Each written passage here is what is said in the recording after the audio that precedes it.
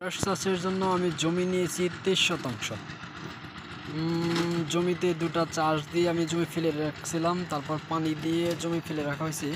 জমিতে জো আসার পর আবার চাষ দেওয়ার কাজ শুরু হলো, বেড়া দিলাম এবং চাষ দিতেছি। দুইটা চাষ দেবার পরে আমি 3 নাম্বার চাষ দেব। 3 নাম্বার চাষের আগে আমি জমিতে সার ছিটাবো। এখন হলো আমরা আসি সারের পরিমাণে। 23 শতাংশ জমির জন্য দেখেন কালো দানাদার দেখা যাইতেছে, ওটা হলো ফসফেট। 23 শতাংশ জমির জন্য ফসফেট নিয়েছি 28 কেজি। উপরে লাল দেখা যাইতেছে, ওটা হচ্ছে এমওপি।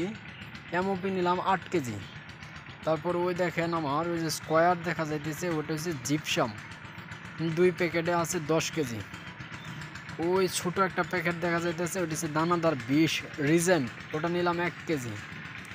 ওই পাশে দেখেন একটা বড় বস্তা দেখা যাইতেছে 25 কেজির, ওটা হলো পাউডার জাতীয় জৈব সার, ওটা হচ্ছে আপনার বায়োগোল্ড, ওটা নিচ্ছি 25 কেজি। এই হলো আমার সারের পরিমাণ। 2 চাষ হওয়ার পরে আমি এটাতে সার ছিটাবো, তারপর একটা চাষ দিয়ে আমি জমি ফেলে রাখবো 1 সপ্তাহ বা 10 দিন। তারপরে আমি এই জমিতে মই দেবো, আশ্রা টানবো, তারপরে হলো আমি এটাতে বীজ রোপণ করবো।